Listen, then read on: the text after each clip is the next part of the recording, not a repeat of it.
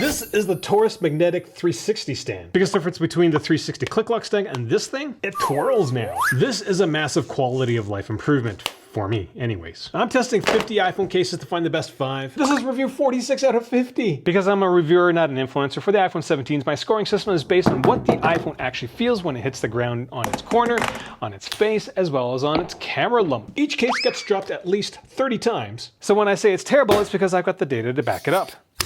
My biggest issue with this version of the case is that if I put a grip on it, it's always going to pop out in one direction. I can't control that. But with the 360 stand, if it's popping out this way and I don't want it to, I can just turn it, and so that doesn't become an issue anymore. And because the stand function is baked into it, I can use thinner grips, which means my grip stand setup is much less bulky. Now the finish of this case is actually quite slick. There is a bit of texture to it, but not really. Case edge has a dot pattern, which helps with the grip. And the bottom of the case doesn't have any feet, so yeah, that's gonna leave a mark. Nothing remarkable on the inside of the case. The iPhone does sit on this piece that's slightly elevated. And the inside edge of the case, it is ribbed, but ribbed this way, not vertically. Never seen that before, so yeah. Weight-wise, it's going to increase it by 82 grams on a Pro Max iPhone, way above the 47 gram average. But despite being very heavy, bulk-wise, it's only going to increase it by 60%. So most of that weight is coming from the stand. And when it comes to handling, it's not great. The grip strips do help a little bit, but the TPU edge of this case is incredibly smooth. Now this case is kind of bulbous. This back part and the edge parts, there's a seam here. So it does make this entire package feel a little smaller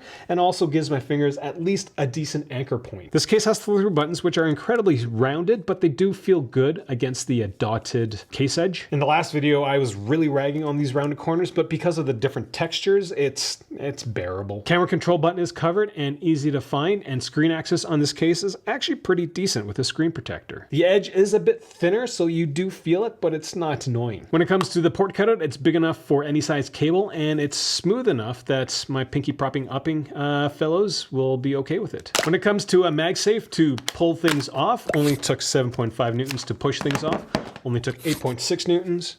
That's 18% below average. I borderline wouldn't use this product with a car mount, especially with the hinge. That's dangerous. When it comes to the protective design features, the case corners are 2.1 millimeters thick, and the back is a whopping 3.1 millimeters thick. Again, the stand. Case corners pop off quite easily, only takes about 6 newtons to pop them off. The average is around 25. And when it comes to the rigidity of the product, well, this part is very, very stiff. This part is, well, not too bad. Takes 30 newtons to bend at 8 mils in my testing. That's about 9% above average. So what do you think is going to happen when it comes to face first drop protection? You've got a lip that comes off easily, but the back is fairly rigid. Now, when it came to corner drops, my iPhone logged 10.5 Gs. That's pretty much average. The rotation rate after the corner drop, well, this thing had a tendency to whip itself forward. Rotation rate was 24% higher than average. Surprisingly, it didn't ring as much. That was basically an average value, and the total force was very average. Pretty much just average when it comes to corner drops. Now, when it comes to face first drops, what do you think is going to happen? Let's see if we can hear it.